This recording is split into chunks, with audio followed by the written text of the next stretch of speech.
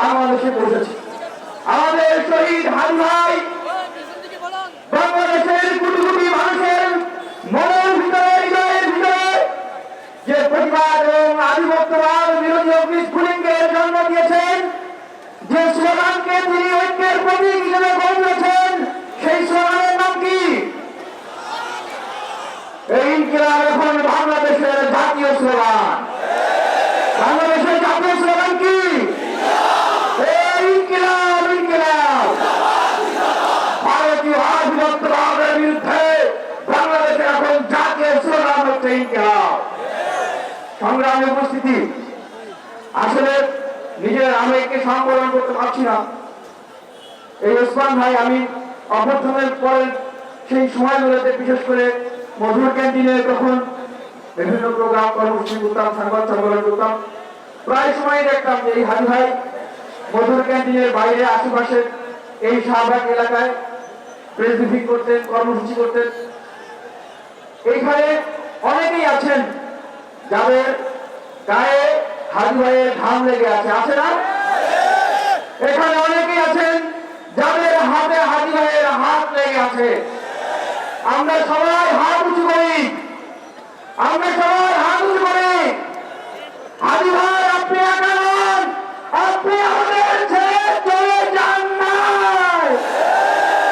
এই দেখেন হাজার হাজার লক্ষ লক্ষ হাজিকে আপনি অনুপ্রেরণা দিয়ে গিয়েছেন। আমরা আজীবন আধিপত্য বাংলার বিরুদ্ধে লড়াই করব। আমরা শপথ করছি দেশমাতৃকা এবং সার্বভৌমত্বের জন্য আমরা কি ওসমান হাজির মতো জীবন মিলিয়ে দিতে প্রস্তুত আছি? আমরা কি ওসমান হাজির হিসাবে বাংলাদেশ প্রতিষ্ঠার জন্য গ্যাংস্টার, চাঁদাবাজ, খুনি, টেররিস্টের বিরুদ্ধে আমাদের বুক পেতে দিয়ে আমরা কি প্রতিবাদ করতে প্রস্তুত আছি? হে ভারতীয় আধিপত্যবাদের সন্ত্রাসীরা, তোমরা দেখো, তোমরা দেখো। হে বাংলাদেশে ভারতীয় আধিপত্যবাদের চলরা, তোমরা দেখো আজকের এই শাহবাগে হাজার হাজার প্রতিবাদী ছাত্র জনতা হাজিরা প্রস্তুত আছে। একটা কথা বলছি, শুনে রাখুন, হাজিকে যারা খুন করেছে তারা কিন্তু এই হাজি ভাইয়ের মিছিলেই তার সহযোগী হয়ে, বিপ্লবী হয়ে কিন্তু তারা কিন্তু ওট পেতেছিল, পেতে থাকে নাই?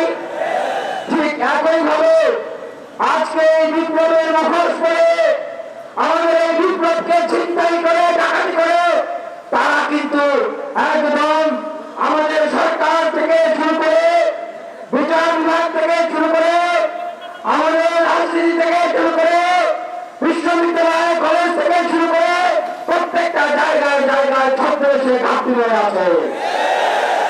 সুতরাং তাদেরকে চিহ্নিত করতে হবে এবং তাদেরকে নির্মূল করার শপথ আজকে আমরা এই শাহবাগ থেকে নিব। আমরা স্পষ্টভাবে বলতে চাই, আমরা ক্ষমা করেছি। ক্ষমা করা মহানুভবতা। আমরা মহানুভবতা দেখেছি। আমাদের শক্তি ছিল, আমাদের এখনো শক্তি আছে।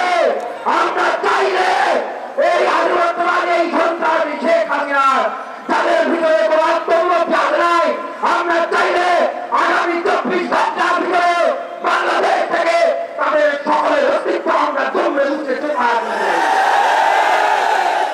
আমরা সরকারের প্রতি আহ্বান জানাবো, আর কত ধৈর্য দেখবেন, আর কত ধৈর্য দেখবেন?